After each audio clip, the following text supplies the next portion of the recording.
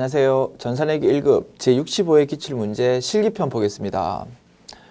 회사 이름은 동산택이고요. 자, 문제 1번부터 봅시다. 기초정보관리 문제죠. 첫 번째, 행복은행에서 신규로 통장을 개설했답니다. 그래서 다음의 내용을 거래처 등록 메뉴에 입력하랍니다. 거래처 등록 메뉴 열어서, 자,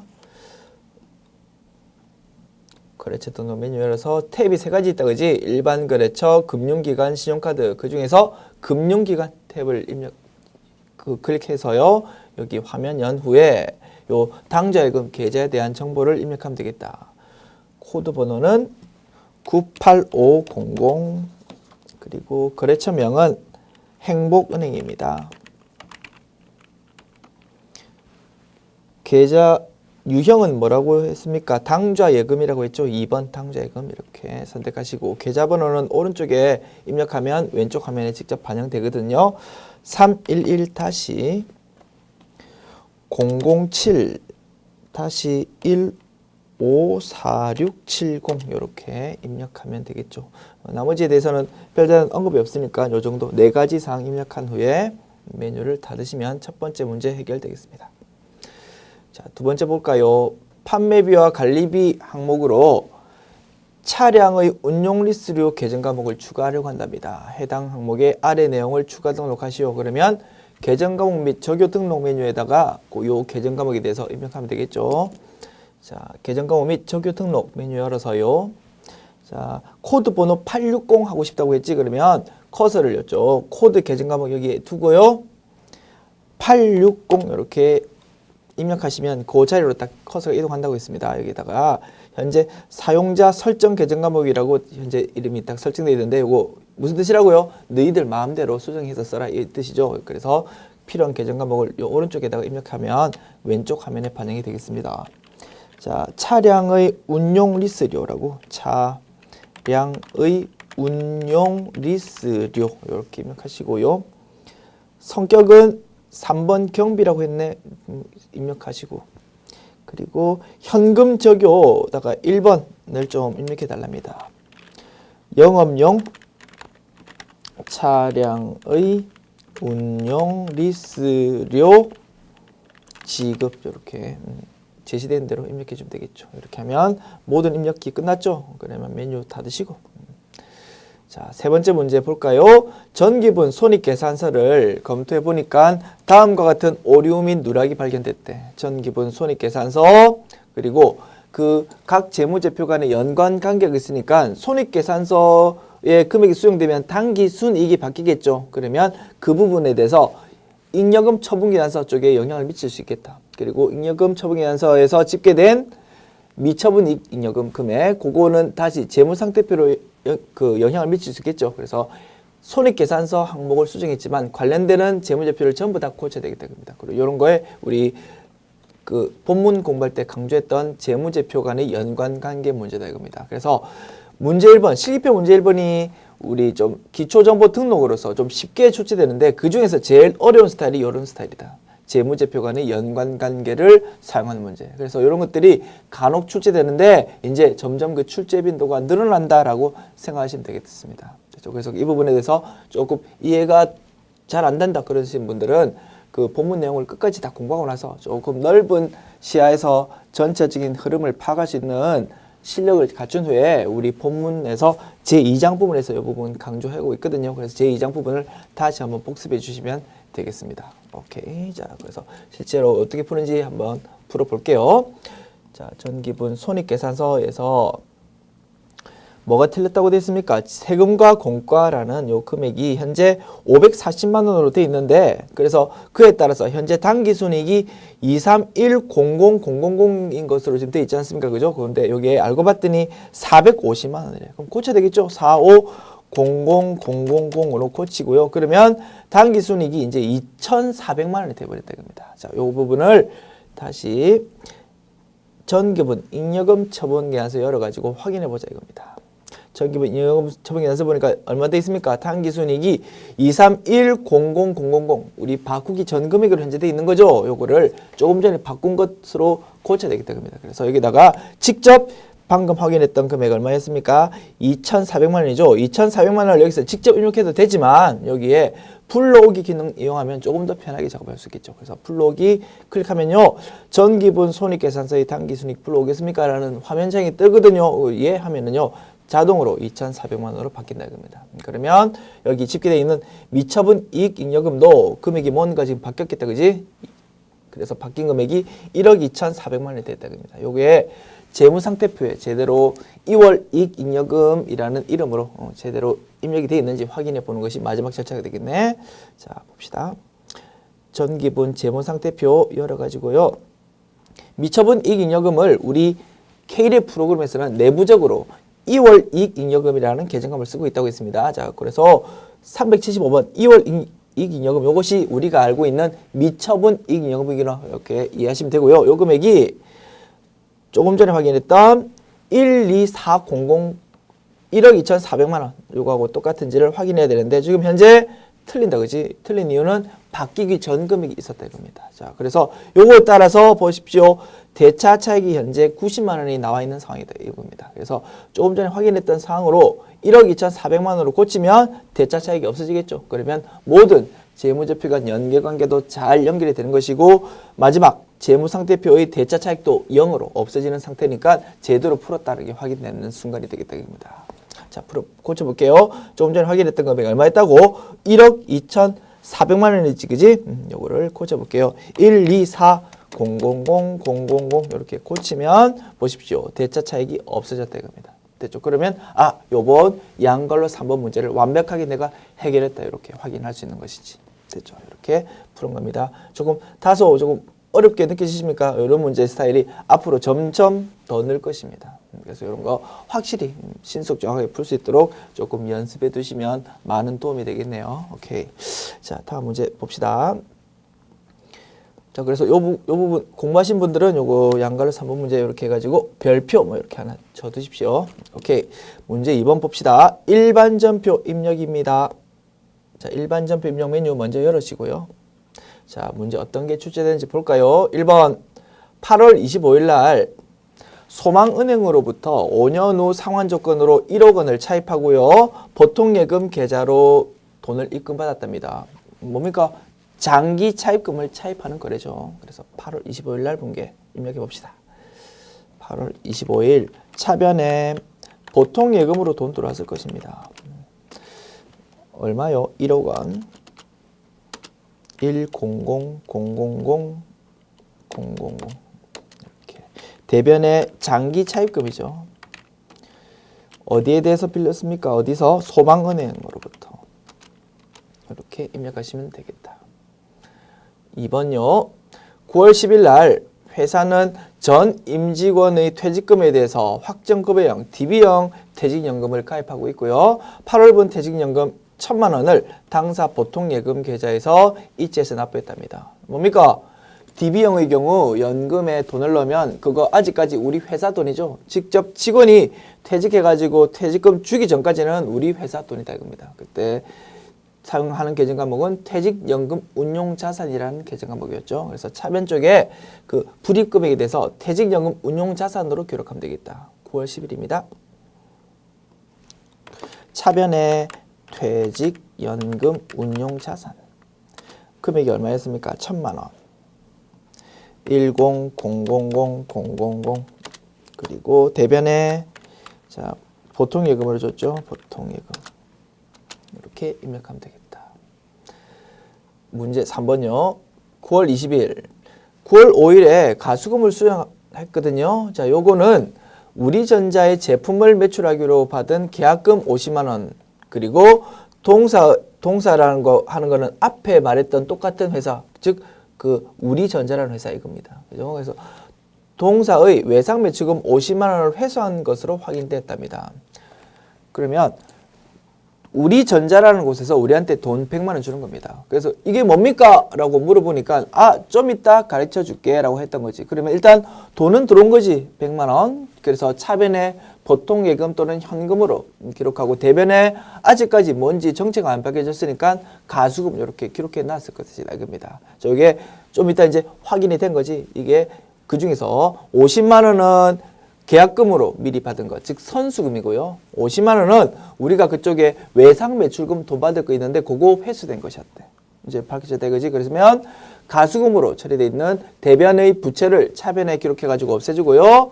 대변 쪽에는 그 정체 밝혀진 대로 내용대로 딱딱 입력하면 되겠죠. 그리고 자 문제를 통해서 읽어보니까 가수금 9월 5일날 받은 게 100만 원으로 추정은 되는데 한번 확인해 보고 싶다 이겁니다. 그죠? 확인해 봄으로써 원래 가수금은 남한테 줄 돈에 해당하는 채무 계정 과목의 성격이거든. 그러니까 거래처를 따박따박 입력해 주는 것이 원칙인데 가끔은 그 거래처 입력 안 하는 경우도 있거든. 그래서 이게 실제로 가수금이 처음에 딱 발생했을 때 거래처 입력했는지 안 했는지 그것도 확인해 볼 수 있고, 그죠? 그래서 9월 5일 날 전표를 확인해 보면 조금 이점이 많다 이겁니다. 그래서 확인을 먼저 해보고 그 내용을 좀 확인한 후에 입력을 해봅시다. 9월 20일 거를 됐죠? 9월 5일 거 확인해 보자.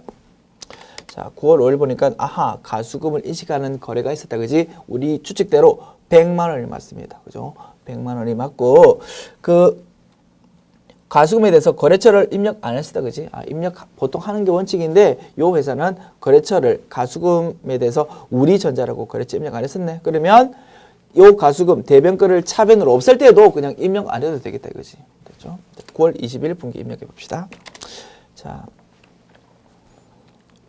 일단 차변에 가수금 없애줍니다. 그리고 거래처 입력 안 하기로 했습니다. 자, 금액은 100만 원. 자, 대변에 선수금으로 일단 50만 원 기록해 놔야 되겠죠. 선수금은 거래처 관리해야 되겠지. 우리전자로부터 계약금을 우리 받아서 이렇게 관리하고요. 50만 원. 그리고요. 대변에 요거는 외상 매출금의 감소로 보자 이거지. 외상 매출금. 외상 매출금 당연히 우리전자로부터 받을 외상 매출금이 있겠죠. 우리전자 이렇게 입력해 주시면 되겠다. 4번 보겠습니다. 9월 30일 날 캠브리지에 수출한 제품, 수출이 언제 했냐면 9월 10일 날 했답니다. 이렇게 수출을 했었는데 요거 제품의 외상 매출금이 보통예금 계좌로 원화로 환전돼 가지고 입금됐답니다. 달러로 기록돼 있던 외상 매출금이라는 자산이 원화로 들어왔다 이겁니다. 그러다 보니까 환율 차이 때문에 외환 차익 또는 차손이 생기겠죠. 그 부분을 회계 처리하는 것이다. 자, 실제로 수출은 9월 10일 날 했고요. 그러면 요 날짜 9월 10일의 환율로 외상 매출금이라는 자산이 기록됐었겠죠. 그런데 실제 돈은 9월 30일에 들어왔거든. 그러면 9월 30일의 환율 요거 정해 가지고 돈이 들어오겠다 이겁니다. 그러면 양자 간의 차이가 발생하겠지. 실제로 돈은 얼마 들어옵니까? 1,050원 곱하기 5,000달러 해 가지고요. 5,000달러 곱하기 1050 해 가지고 525만 원 들어옵니다, 돈이. 그런데 장부에서 없어지는 자산 금액은 얼마라고요? 1,100원 곱하기 5,000달러. 1,100 곱하기 5,000 해가지고 550만 원이 들어온다, 없어진다 이겁니다. 550만 원. 5000000. 그죠? 그러면 A에서 B를 이렇게 빼볼까요? 그러면 마이너스 25만 원. 마이너스 25만 원 이렇게 나오죠. 그러면 회사 입장에서 이익입니까? 손실입니까? 손실이죠. 자산 없어지는 건 요만큼 크게 없어지는데 돈 들어오는 거는 조금만 들어오니까 외환 차손이 생겼다. 25만 원만큼 이렇게 분석이 가능한 거지. 됐죠? 자, 분석했고요. 이제 실제로 전표 입력해 보면서 분석 내용대로 그대로 입력이 되는지 확인해 보면 되겠다. 자, 봅시다. 시작합시다. 9월 30일 일단 대변 먼저 입력할까? 대변에 없어지는 외상 매출금 금액은 얼마였다고? 자, 외상 매출금 어디에 대한 거였습니까? 수출 어디에 했다고? 캠브리지.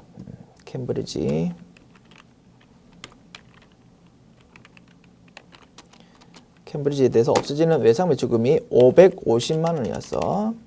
그리고 차변에 실제 돈 들어온 거는 보통 예금 계좌로 들어왔는데 보통 예금 계좌로 돈 들어온 거는 525만 원이었어. 5250000. 그에 따라서 자, 대차 차액이 마이너스 25만 원 이렇게 돼 있죠. 그러면 대변이 현재 더 큰 거니까 차변 쪽에 뭔가 입력하랍니다. 차변 쪽에 입력하면 비용이 오겠죠. 차변 쪽이니까. 그러면 외환 차손이 맞다 이겁니다. 외환 차손.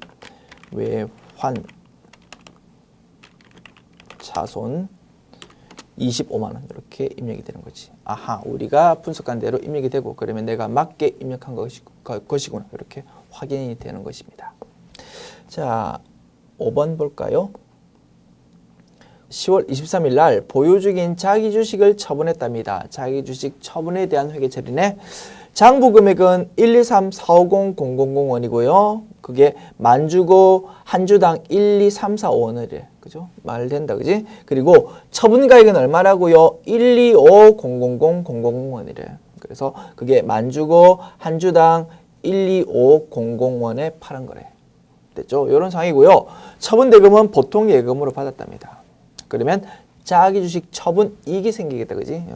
요렇게 조금 작게 기록되어 있는 글을 조금 비싸게 팔았으니까 자기 주식 처분 이익이 나오는 상황이고, 우리가 고려될 거는 혹시라도 재무상태표에 자기 주식 처분 손실이 나와 있으면 먼저 상계한 다음에 부족한 부분만 자기 주식 처분 이익으로 처리한다. 그것만 이제 추가로 고려하면 되겠죠. 현재 재무상태표에는 뭐라고 기록되어 있냐면 자기 주식 처분 이익이 있는 상태래. 그러면 상계할 일이 전혀 없는 거지. 이미 이익이 지금 쌓여 있으니까 이번에 회계 처리할 때 발생하는 자기 주식 처분 이익을 여기 기존에 있던 거에다가 쌓아 올리면 되는 거지 뭐. 그죠? 그래서 상계할 일이 없다 이겁니다. 그래서 문제에서 자기 주식 처분 이익 계정이 얼마 있다라고 제시가 되어 있지만 요거는 사실은 우리를 혼란시키기 위한 정보일 뿐이다라는 거지. 됐죠? 이렇게 문제를 분석했고요. 이제 분석한 내용대로 입력해 봅시다.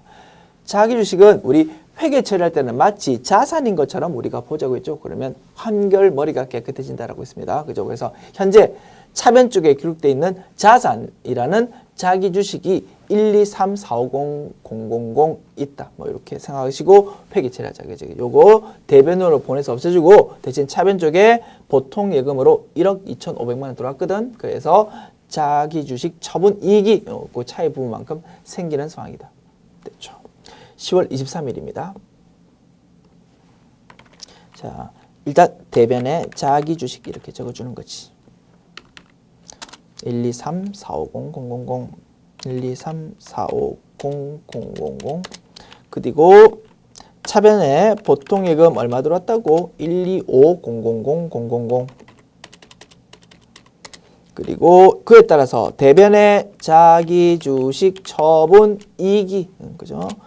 1550000 이렇게 생긴다 이겁니다. 요 마지막 금액은 플러그로서로 자동으로 딱 입력이 돼 버리니까 뭐 별도로 입력 안 하고 엔터키 쳐도 바로 입력이 되는 거죠. 오케이. 이렇게 하면 요번 분계가 입력 완료. 자, 6번 보겠습니다. 10월 27일 날 주식회사 거봉에 대한 받을엄 1,700만 원이 만기가 돼가지고 추심 수수료 5만 원 차감한 금액이 보통 예금으로 들어왔답니다. 뭡니까? 만기에 따른 추심이다. 그지? 추심하면 생각나는 게 수수료 비용. 이렇게 생각나시죠? 수수료 비용. 거기 나오는 거는 판매비와 관리비에 해당한다. 즉 800번대 코드다. 그죠? 여기 문제수도 추심 수수료는 판매비와 관리비로 처리한다라고 이렇게 부연 설명까지 돼 있네. 오케이. 자, 입력합시다. 10월 27일입니다. 자, 받을엄이 자산이죠. 여기 없어진다 이겁니다. 대변에 받을엄 이렇게 기록하고요. 어디에 대한? 거풍에 대한 받을엄이었습니다. 얼마 없어집니까? 1,700만 원. 1,700만 원. 자, 그리고 이제 차변에 수수료 비용이 나오죠. 수수료 비용. 800번대 코드의 수수료 비용이 나온다. 얼마요? 5만 원. 50000. 그래서 이 부분 차감한 금액만큼만 보통 예금으로 돌았다 이겁니다. 됐죠? 이렇게 입력합시다. 문제 3번 메인 매출 전표 입력 문제 풀어볼까요? 그러면 일반 전표 입력 문제 닫고요. 요 메뉴는 닫고 메인 매출 전표 입력 메뉴입니다. 자, 이제 출발합시다. 어떤 문제 출제됐을까? 자, 1번.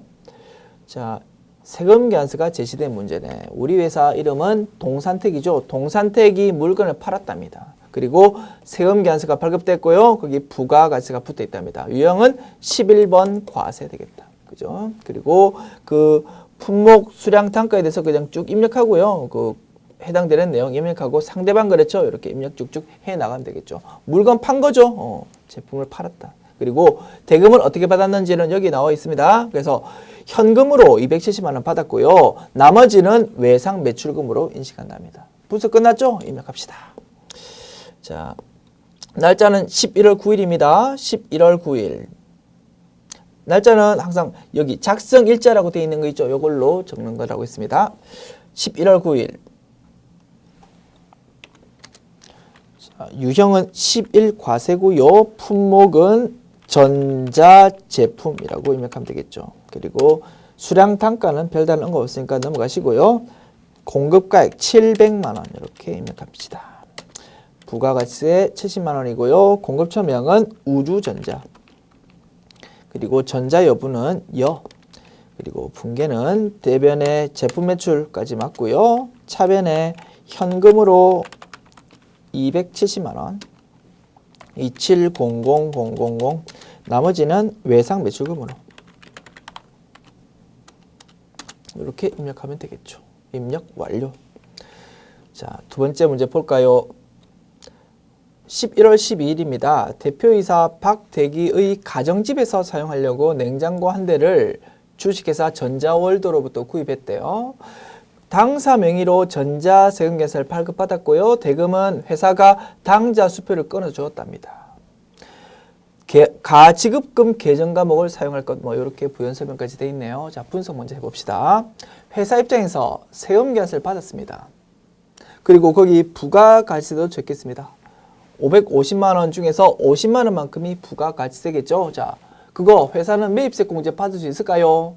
자, 요게 우리 매입세 불공제 사유 우리 몇 가지 8가지 정도 쭉 정리해 봤었는데 그 중에서 사업 무관 비용에 해당하는 사건이다 이겁니다. 이것이 회사는 그 냉장고를 쓸 게 아닙니다. 그 냉장고를 누가 쓸 겁니까? 대표이사가 자기 집에서 쓸 거라고. 그러면 우리 회사 장부에 그 지출건이 전혀 들어올 일이 없다는 거지. 그런데 세금계산서를 누구 이름으로? 우리 회사 이름으로 공급받는 자, 우리 회사 뭐 이런 식으로 돼가지고 세금계산을 받아야 될 겁니다. 자, 사업 무관 비용이니까 첫 번째 매입세 공제 못 받는다. 그러면 부가가세 유형은 뭐라고? 54 불공이라고. 됐죠? 그리고 요 지출건에 대해서 우리 회사 장부에는 전혀 자산 또는 비용으로 잡히면 안 되는 거지. 그런데 일단 회사 돈이 나갔죠? 그래서 일단은 장부에 기록해 놓다가 그게 결국은 자산이나 비용으로 가지 않도록 처리해야 되는 회계 처리가 필요하다 이겁니다. 일단 대변에 우리 회사가 수표를 꺼내줬으니까 대변에 당좌 예금이라고 회계 처리를 해야 되겠죠. 차변에 뭘로 기록하냐고요? 가지급고로 회계 처리한답니다. 즉 대표이사가 자기가 냉장고 쓸 거니까 자기가 돈 줘야 되는데 우리 회사가 우선 줬다 이겁니다. 그러면 대표이사로부터 돈을 받아야 되겠죠. 그래서 가지급금이라는 계정 과목이 차변에 등장할 것이다. 그런데 나중에 가지급금으로 처리하는 부분을 대표이사로부터 돈 받으면 그게 대변으로 적혀가지고 없어져 버리죠. 그러면 조금 전에 그 지출건에 대해서 당좌수표 끄는 거에 대해서는 나중에 결과적으로 없어지는 효과가 나타날 것이다 이겁니다. 그래서 이렇게 정리합시다. 지금까지 54 불공이 비영업용 소형수용차 또는 접대비 뭐 이런 것들이 단골 메뉴였는데 이제 이런 것도 등장하기 시작했답니다. 사업 무관 비용으로서 불공으로 처리되는 것 이런 것들이 등장하기 시작했다. 그러면 사업 무관 비용은 회사의 장부에 자산이나 비용으로 이렇게 기록되면 안 되기 때문에 우선 일단 결제한 것에 대해서 회계 처리를 하긴 해야 되겠죠. 그래서 할 수 없이 가지급금이란 걸로 차변에 일단 계정 과목 회계 처리를 할 수밖에 없다 이겁니다. 됐죠? 그래서 정리합시다. 유형 54에서 사업무관 비용도 있다. 이런 식으로. 그때는 차변에 계정 과목이 가지급금 계정 과목이 나온다. 이렇게 두 가지 상 정리해 놓고 싶네요. 이 문제 통해서. 됐죠? 그리고 별표 하나 쳐두시고. 됐습니다. 분석 끝났고요. 그 와중에 거래처 코드 550번에 박대기가 지금 등록 안 돼 있으니까 신규로 좀 등록해 달랍니다. 이거는 뭐 어렵지 않죠. 실제로 거래처 등록 가가지고 등록해도 되겠지만 우리 전표 입력 화면에서 신규 등록 바로 할 수 있다고 그죠? 그 기능 활용하시면 되겠다 이겁니다. 자, 이제 분석 끝났고요. 실제로 입력해 봅시다. 11월 12일입니다. 11월 12일. 자, 유형은 54 불공이라고. 그리고 공급가액은 얼마입니까? 자, 550만 원이 부가가치에 포함되어 있는 거니까 500만 원이 공급가액 되겠죠? 500만 원이 공급가액 그리고 50만 원이 부가가치세. 자, 공급처명은 뭐 적어야 됩니까? 박대기 대표이사 적는 게 아니죠. 누가 우리한테 세금계산서 끊어줬습니까? 전자월드라는 데서 끊어줬잖아. 그래서 부가가치세 신고세는 박대기라는 게 들어갈 일이 전혀 없지. 우리한테 세금계산서 끊어준 그 전자월드라는 그 거래처가 부가가치세 신고세 관련돼 가지고 신고가 돼야 되는 부분이니까 상단에 있는 거래처는 주식회사 전자월드 요거를 입력해 줘야 되겠지. 전자월드 이렇게 입력해주고 전자세금계산서 발급받았습니다. 자, 분개하기 전에 붉은제 사유 먼저 입력해야 되겠다. 그지? 여러 가지 붉은제 사유 중에서 이번에는 뭐 사업과 직접 관련 남는 지출 2번을 선택해 주자. 그리고 분개합시다. 자, 54 불공의 성격상 공급가액하고 부가가치세가 합해진 금액이 차변으로 쭉 끌려온다. 즉 부가세 대급금이라는 게 나타나지 않는다. 요거 아시죠? 요거 확인해 주셔야 되겠고요. 그 다음에 차변에 계정 과목 뭘로 한다고요? 가지급금으로 할 수밖에 없다. 그래서 문제에서 친절하게 가지급금 이렇게 하라고 제시가 되어 있지만 사실은 요런 단서 설명이 없다 하더라도 사실은 가지급금 계정 과목을 쓸 수밖에 없는 거지 사실은. 실무에서도 그렇고요. 수업 목적상도 그렇고 됐습니다. 그래서 아마도 우리 시험 나올 때는 아마도 차변에 가지급금 써주세요라고 아마 제시는 될 겁니다. 그러나 혹시 제시 안 될 수도 가지급금 써야 됩니다. 사실은 그 성격상. 자, 가지급금에 대해서는 거래처가 이제 상단에 있는 거래처가 쭉쭉 끌어오는 거죠. 그렇지만 이 가지급금에 대한 거래처는 어디입니까? 전자월드가 아니고 박대기다, 그죠? 그래서 이 부분에 대해서는 거래처를 박대기로 고쳐줘야 되는데 등록이 현재 안 돼 있으니까 여기서 신규 등록까지 같이 해야 되겠다 겁니다. F2키 눌러서요.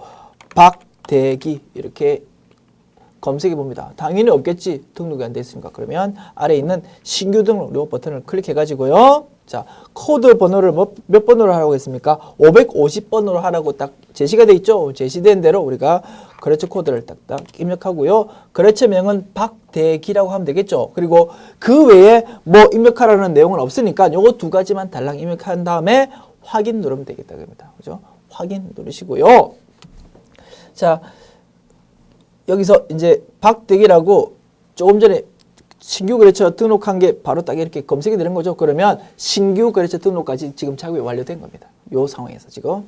자, 그리고 이제 입력을 차변에 550만 원을 맞죠. 그리고 대변에 지출을 지금 회사가 뭘로 했습니까? 당좌 수표 끊었다고 했죠. 그래서 당좌 예금으로 대변에 적어주면 되겠다.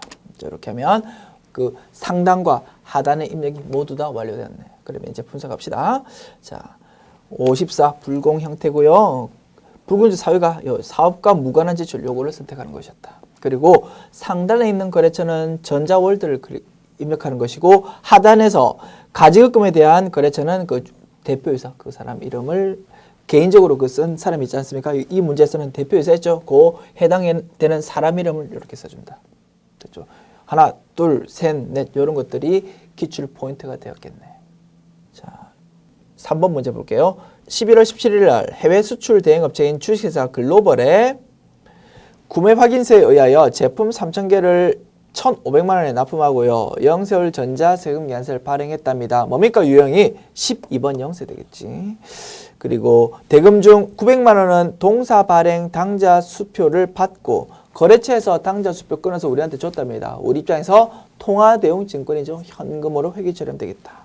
그리고 잔액은 2개월 후에 받기로 했답니다. 잔액은 외상 매출금으로 인식하면 되겠죠. 이렇게 분석 끝났고요. 자, 입력합시다. 11월 17일 자, 유형은 매출이면서 영세 이거죠. 12번 되겠다. 자, 공급가액은 1,500만 원입니다.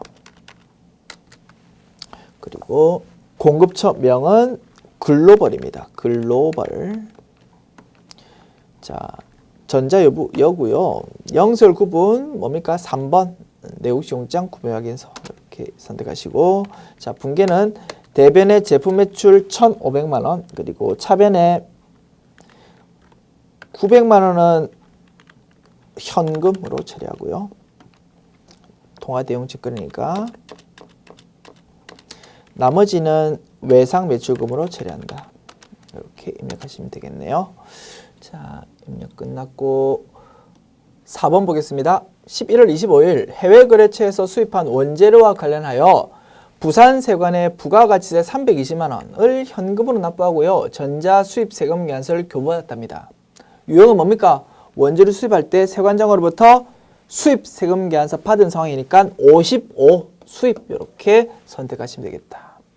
55 수입 유형에서 특이한 점은 뭐였습니까? 수입 세금 계산서에 적혀 있는 공급가액은 세관장이 부가가치세 또는 관세를 매기기 위해서 자기들 편의대로 산정한 금액일 뿐 우리 회사 장부에서 원재료 취득원가로 처리해야 되는 금액하고 전혀 다른 금액이라고 했죠. 그러다 보니까 수입 세금 계산서와 관련해서는 공급가액은 회계 처리하지 않고 부가가치세 금액만 회계 처리한다. 그것이 특이하다고 했습니다. 그죠? 자, 그래서 일반적으로 55 수입 유형에 대해서 문제 나올 때는 부가가치세 부분만 회계 처리하시오라고 보통 이렇게 단서가 붙으면서 출제가 되는데 이 문제는 아무런 단서가 없이 출제된 것입니다. 이렇게 아무런 단서가 없다 하더라도 우리가 알고 있는 로직대로 부가가치세 부분만 회계 처리하면 되겠다. 실제로 K1 프로그램도 부가가치세 부분만 끌고 하단에 딱 자동으로 한 줄이 딱 입력되는 것이고 됐죠. 그래서 여기서 확인할 거는 수입에서 보통 부가가치세 부분만 이렇게 입력하시오라고 단서가 붙는 게 일반적인데 이렇게 안 붙는 경우도 있거나 그거를 확인했으면 좋겠다. 이 문제 통해서. 됐죠. 그래서 최근에는 이렇게 아무런 단서 없이 내는 문제도 등장을 하고 있다. 그러면 우리가 55에 대한 그 성격을 정확하게 파악하고 있어야지만 자신감 있게 회계 처리하겠죠. 그렇게 정리해 두십시다. 오케이. 이렇게 단서가 없어도 55는 무조건 부가가치세만 이렇게 딱 정리합시다. 분석 끝났으면 실제로 이제 입력해 봐야 되겠죠. 그죠? 자, 11월 25일입니다. 자, 유형은 55 수입이고요. 공급가액은 일단 상단에는 부가가치세 정보를 다 입력해야 됩니다. 그죠? 그래서 상단에는 공급가액 3,200만 원 적어주는 것입니다. 그러면 부가가치세가 320만 원 자동으로 다 입력될 것이고 공급처명은 세관이죠. 어디 세관입니까? 부산 세관입니다. 전자세금계산서 발급했고요. 자, 분계는 보십시오. 하단에 보니까 차변에 부가세 대급금, 즉 부가가치세만 딱 끌고 왔지 공급가액은 자동으로 끌고 오는 거 지금 나타나지 않는다 이겁니다. 됐죠? 이렇게 한 번 더 확인했고요. 자, 차변은 기록이 된 거고 대변에 뭘로 결제했습니까? 부가세를 현금으로 납부하고라고 돼 있네. 현금을 대변에 적어줘야 되겠죠. 대변에 현금 이렇게 하면 그 회계 처리까지 모두 다 입력이 된 것이다. 됐죠? 이렇게 상단과 하단을 채웠다. 상단, 하단. 하단에서는 부가가치세 부분만 적자. 됐죠? 이렇게 확인했습니다. 다음 문제 볼까요? 5번 보겠습니다. 12월 20일 날 3현 상사로부터 생산부서의 원재료로 사용할 자재를 3,630만 원에 구입했답니다. 그런데 요거 부가가치세 포함되어 있는 금액이래. 그리고 대금은 현금으로 지급했고요. 관련 증빙으로 현금 영수증을 수령했답니다. 현금 영수증을 받았고 거기 부가가치세가 포함된 금액이래. 그리고 그거 매입세 부공제라는 사유 전혀 해당 없죠. 그러면 유형 뭡니까? 매입 중에서 현과 되겠다. 61번 현과. 그죠? 12월 20일자 분계 입력합시다. 12월 20일. 자, 유형은 현과 61번. 그리고 공급가액은 여기에 현금 영수증 또는 신용카드 매출전표 거래에 대해서는 공급가액 라인에다가 부가가치세 포함되어 있는 금액을 딱 입력해버리면 자동으로 쫙 쪼개진다고 했습니다. 자, 여기에다가 부가가치세 포함되어 있는 3630000 요거를 입력 쫙 해버리면 이렇게 쫙 갈라집니다. 그 다음에 공급처명은 어디로? 3현 상사. 그리고 분계는 차변에 원재료 맞죠? 원재료. 그리고 대변에 결제를 뭘로 했냐? 현금으로 했다. 뭐 요것만 입력해주면 되겠죠. 이렇게 입력하면 입력 완료. 자, 6번 볼까요? 12월 27일 날 건물에 대한 청소를 위해서 청소 용역업체인 주식회사 센스에 청소비 330만 원. 요것도 부가가치세 포함되어 있는 금액이래. 자, 요거를 당사 보통예금 계좌에서 지급하고요. 전자세금계산서를 발급받았답니다. 단 청소비는 판매비와 관리비의 건물관리비라는 계정으로 회계 처리해달래. 자, 이 부가세 유형은 뭡니까?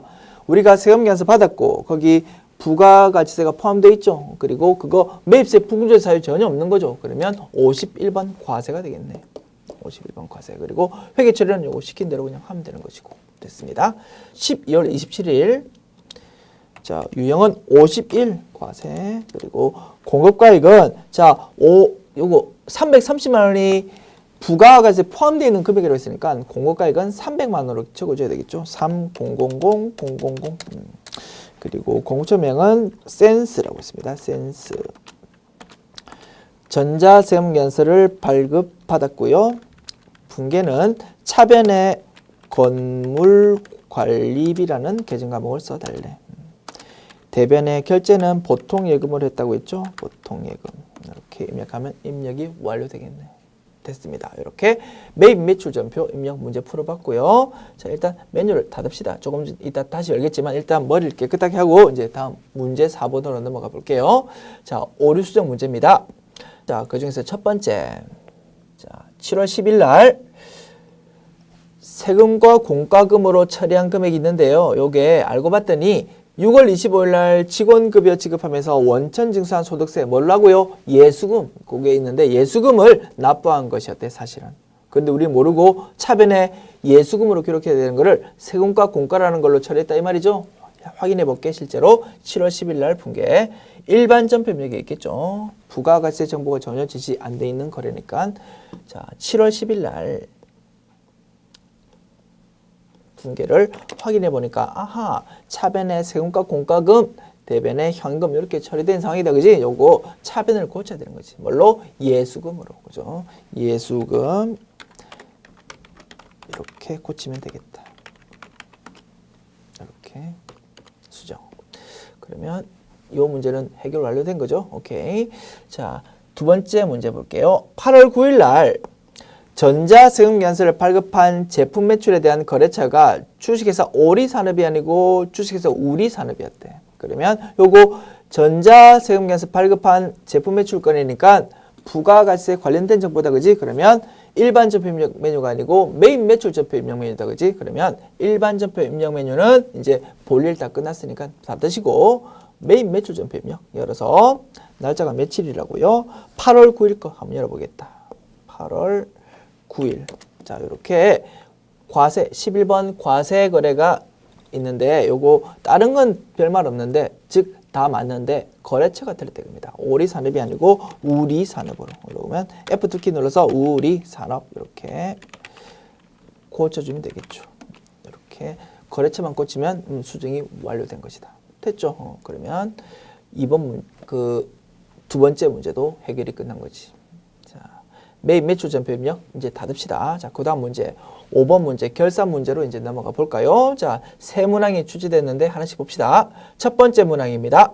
당해 연도 10월 1일에 영업부서의 사무실을 임차하였으나 회계 담당자가 기말까지 아무런 회계 처리를 안 했답니다. 월할 계산할 것이라고 적혔고요. 임차 내용을 보니까 임차 기간이 올해 10월 1일부터 내년 9월 30일까지랍니다. 자, 요 내후년이란 말 약간 이해하기 힘든 단어니까 올해를 당해 연도라고 이렇게 돼 있으니까 내년을 이렇게 내년 해도 되지만 그냥 다음 연도 뭐 이렇게 고쳐 주십시다. 다음 연도 이렇게 고쳐 주십시오. 뜻은 뭐 내년이다 이 말입니다. 올해 10월 1일부터 내년 9월 30일까지 즉 12달치의 임차료를 6개월마다 후불로 600만 원 지급하기로 했답니다. 그러면 올해 10월부터 10, 11, 12, 내년 1, 2, 3, 요 6달치에 대해서 내년도 3월 달에 주고요. 그리고 내년도 4월부터 9월달까지 6달 거는 내년도 9월에 준다. 뭐 이런 식으로 이해되겠다. 그지? 자, 이런 식으로 임차 계약을 했는데 올해 12월 31일까지 이 부분에 대해서 아무런 회계 처리 안 했답니다. 그러면 발생주에 따라서 올해 세 달치 있죠? 10월, 11월, 12월 요 세 달치에 대해서 미지급 비용으로 인식하는 분계가 필요하겠다. 그지? 그죠? 차변의 임차료, 대변의 미지급 비용 이렇게 회계 처리하는 것이 필요하고 요거 수동결산이죠? 그러면 12월 31일 일반 전표 입력에다가 입력해야 되겠죠. 1번 일반 전표 입력 메뉴 열어서 12월 31일자 이렇게 전표로 입력하자. 차변에 임차료라는 비용을 인식하자. 아직 돈이 안 나갔지만 발생주에 따라서 이렇게 비용을 인식하는 것입니다. 자, 임차료가 500번대인지 800번대인지 판단해야 되겠죠. 저 사무실이 영업부서의 사무실이니까 800번대 코드 이런 걸로 입력해야 되겠죠. 자, 차변의 금액은 자 600만 원이 6개월치 치죠. 그러면 한 달치가 얼마입니까? 100만 원이죠. 그러면 올해 세 달 치면 300만 원 되겠다. 그러면 3000 이렇게 입력하고요. 대변의 미지급 비용 이렇게 부채로 기록해 주자. 이러면 입력 완료되겠죠. 첫 번째 문제 수동계산이었고요. 두 번째 문제 봅시다. 당해 연도 법인세 등은 3,500만 원이고요. 중간연합세액 1,200만 원과 이자 소득에 대한 원천징수세액 85만 원은 선납세금으로 계상되어 있답니다. 이외의 다른 자료는 무시한답니다. 전형적인 법인세 비용 회계 처리죠. 이거 수동결산도 물론 가능합니다만 우리는 자동결산으로 풀기로 했습니다. 그래서 결산자료 입력 메뉴 사용하자. 자, 결산자료 입력 메뉴 열어서요. 1월부터 12월까지 이렇게 설정 딱 하고 화면 연 다음에 쭉 밑으로 내가 보시면 밑에 법인세 등이라는 라인 나오죠. 여기 보니까 선납세금으로 기록되어 있는 결산전 금액이 얼마? 1,285만 원 이렇게 기록되어 있다 이겁니다. 요거 우리 이해가시죠? 중간연합세액 1,200만 원 하고요. 우리 이자 받을 때 은행에서 원천징수 우리 대신 세금을 떼가지고 나라에 납부한 거 있죠? 요거 두 개 합해진 거 금액이다. 그래서 12월 31일자 합계 잔액 시간표 봐도 선납세금 금액 확인할 수 있지만 우리 결산자료 입력 요 화면에서도 바로 확인해 볼 수 있다고 했습니다. 그래서 자 자동계산으로 풀 때는 선납세금 금액을 그대로 여기 오른쪽에 한 번 더 적어줍니다. 12850,000 그리고 자 우리가 1년치 법인세 비용으로 인식해야 되는 금액은 얼마라고요? 3,500만 원이라고. 그런데 선납세금으로 미리 낸 게 1,285만 원 있으니까 부족한 부분을 추가로 설정해야 되겠죠. 미지급 세금이라는 부채를 추가로 설정해야 되고 그 금액은 계산 어떻게 합니까? 3,500만 원에서 12850,000 빼면 되겠죠. 3,500만 원에서 12850,000 이렇게 하면요. 금액이 22150,000 이렇게 나오거든요. 자, 그리고 확인을 해야 되겠죠. 법인세 등이라는 라인에 있는 금액이 우리가 원하는 법인세 비용 3,500만 원이 맞는지 확인했다. 그죠? 확인이 되면 내가 맞게 입력하는 것이다 이겁니다. 그죠? 그러면 입력하고 나서 전표 추가 요거를 클릭하시면 되겠다 이거지. 그러면 2번 문제 완료. 됐죠? 자, 3번 문제 풀어볼까요? 결산일 현재 재고자산의 기말 재고액은 다음과 같답니다. 전형적인 문제죠. 그래서 결산자료 입력 요 화면에서 그 해당되는 재고자산 금액을 딱딱 입력해 주면 되겠죠. 원재료 430만 원. 그리고 제공품 510만 원. 5100000 그리고 제품 1,480만 원입니다. 1480000 이렇게 입력한 다음에 전표 추가를 클릭하는 거지. 조금 전에 우리 전표 추가를 한번 클릭했으니까 12월 31일자에 그 결산과 관련된 기말수정 분기 관련 회계 처리들이 쭉 입력됐겠죠. 그런데 다시 한번 이제 그거를 다 지우고 덮어 써지는 것이다 이겁니다. 그렇죠? 그래서 이런 대화창이 나오고 요거 예라고 클릭하시면 그리고 다시 한번 추가하시겠습니까? 묻는 여기서도 예 이렇게 클릭하시면 우리 조금 전에 입력했던 거 전부 다 없어지고 요 상태에서 기말수정 분기 전표들이 쫙 다시 덮어 써져 버린다. 됐죠? 이렇게 작업하시면 됩니다. 자, 그러면 요 메뉴 닫으시고 일반 전표 입력 요것도 사실은 요 새로 고침 눌러보시면 조금 전에 우리 자동 전표 이렇게 생성된 것들을 다 볼 수도 있다고 사실은. 자, 이렇게 확인해 보셨고 닫읍시다. 그러면 결산 문제 해결 완료됐고요. 이제 마지막 조회 문제 풀면 되겠습니다. 자, 1번 문제입니다. 1월부터 6월까지 외상 매출금 회수가 가장 많은 달은 몇 월인가 라고 되어 있네요. 자, 가장 많은 달 뭐 이렇게 물으면 가장 많은 달, 가장 작은 달 뭐 이렇게 물으면 총계정 원장이 제일 편하다고 했죠. 달별로 차변 금액, 대변 금액이 집계돼 가지고 딱딱 나오니까. 그죠? 총계정 원장을 10거고 그다음에 계정 과목은 외상 매출금을 선택하면 되겠네. 그죠? 자, 기간은 1월부터 6월까지입니다. 자, 열어 봅시다. 총계정 원장 1월부터 6월 계정 과목은 외상 매출금 자 108번 요 계정 과목을 불러와서 차변 대변이 월별로 딱 집계된 거 볼 수 있죠. 여기서 외상 매출금 횟수면은 외상 매출금 계정이 차변입니까 대변입니까? 대변이죠. 그죠?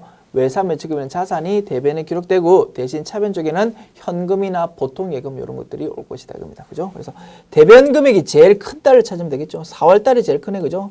1,448만 원으로. 그죠? 그래서 4월 달 이렇게 답하면 될 것이고 조금 더 확실히 보려면 상세 내역을 보면 되겠다. 그죠? 그래서 상세 내역으로 조금 더 자신감 있게 답을 쓸 수 있겠다. 자, 더블 클릭해서 상세 내역 볼게요. 더블 클릭하면 이렇게 상세 내역 나왔고 건수로 3건이구나 이렇게 확인해 볼 수 있고 여기서 다시 더블 클릭하면 각각의 전표 내용까지 볼 수 있는 것입니다. 자, 첫 번째 건 차변의 현금, 대변의 외상매출금 맞네. 그리고 두 번째 건 이것도 마찬가지 차변의 현금, 대변의 외상매출금. 세 번째 건도 차변의 현금, 대변의 외상매출금. 세 건 모두 외상매출금이 현금으로 회수된 것이구나. 이렇게 상세 내역까지 확인해 봤다. 그러면 4월달 1,448만 원을 모두 다 외상매출금이 회수된 게 맞고 요 1월부터 6월달 6달 중에서 4월달이 제일 큰 게 맞구나. 이렇게 자신감 있게 답을 쓸 수 있는 것이지. 됐죠? 그러면 1번 답은 몇 월인가 요거를 물었으니까 4월 뭐 이렇게 답하면 되겠죠. 1번은 4월 이렇게 답하는 겁니다. 2번 볼게요. 6월 30일 현재 비유동 부채는 전기말 대비 얼마 증가되었는가? 전기말 대비 비교 문제 이런 거는 재무상태표가 제일 편하죠. 자, 그리고 비유동 부채니까 재무상태표에 표시되겠다. 그지? 그러면 열어봅시다. 6월 30일자로 재무상태표를 열어봅시다. 자, 재무상태표는 월말 입력한다고 했죠. 6월달 이렇게 입력해버리면 6월 말 현재의 금액이 쭉 나온다. 자, 여기서 비유동 부채니까 부채 쪽에 있겠지. 부채 쪽에서 합계 금액을 자 다시요. 이렇게 비유동 부채에서 6월 30일자 현재 금액은 이렇게 208342848로 나와 있거든. 그런데 작년도 말은 얼마였습니까? 163, 219, 848이었으니까 요거 두 개 차이 금액을 답을 하면 되겠죠. 자, 실제로 계산해 볼까? 자, 208342848 빼기 163, 219, 848 하면은요. 45 1, 2, 3, 0, 0, 0 이렇게 나오겠죠. 그러면 요거를 답으로 쓰면 전기말 대비 얼마 증가되었는가라고 물었으니까 이렇게 45, 1, 2, 3, 0, 0, 0 이렇게 답을 하면 되겠죠. 자, 2번 문제까지 풀어봤고요. 자, 세 번째 문제 풀어봅시다. 당해 연도 제1기 예정신고 기간 중에서 주식회사 로봇에게 발행한 매출 세금 계산서는 몇 매이며 매출세액은 얼마인가? 우리가 매출한 세금 계산서에 대한 내역을 묻고 있다. 그러면 세금 계산서 합계표 메뉴 사용하면 되겠다. 그 중에서 매출 탭, 매입 탭이 있는데 매출 탭을 이렇게 딱 선택한 다음에 주식회사 로봇에 대한 상세 내역을 보면 되겠죠. 자, 제1기 예정신고 기간 중이라고 있으니까 기간은 1월부터 3월 이렇게 설정하면 되겠습니다. 자, 메뉴 열어봅시다. 자, 세금 계산서 합계표 메뉴 부가가치세 이 탭을 누른 다음에 세금 계산 합계표 메뉴 찾았죠? 열어서 기간은 1월부터 3월입니다. 그리고 매출 탭 선택한 다음에 쭉 거래처별로 집계 되어 있는데 그중에서 주식회사 로봇에 대한 내역을 찾는 거지. 그죠? 그래서 매수는 몇 매라고? 5매. 그러면 답을 뭘 지금 요구했습니까? 매수 몇 매이며 그거 첫 번째. 그 다음에 두 번째는 매출세액. 여기 두 번째죠. 매출세액은 여기 있죠. 470900. 그죠? 그래서 5매이고 470900원입니다. 이렇게 답을 하면 되겠죠. 단답형으로 두 가지 사항을 입력하자. 됐죠? 자, 이렇게 함으로써 주어의 문제까지 풀어봤고요. 제 65회 기출문제 풀이를 다 해보았네요. 어떻습니까? 우리 본문에서 다 우리 강조했던 부분이 다 등장했고 이제 특이한 점을 조금 정리해 본다면 재무제표 간 연관관계 문제가 기초정보등록 문제에서 예전에는 자주 출제되지 않았는데 요새는 그 출제 빈도가 는 것 같아요. 그래서 그 부분을 조금 대비해 두시면 좋겠고요. 두 번째는 매입 매출전표 입력 유형에서 54불공에서 대부분 접대비 또는 비여음용 소형수용자 등 그 단골 메뉴만 자주 출시되는데 요새 새로운 형태가 사업무관 형태가 등장하기 시작했다. 그때는 개정 과목은 차변에 가지급금으로 처리되더라. 뭐 그 정도 딱 눈에 조금 익혀두시면 좋겠네요. 됐습니다. 이 정도 두 가지 정리해 두시고 마치도록 하겠습니다. 수고했습니다.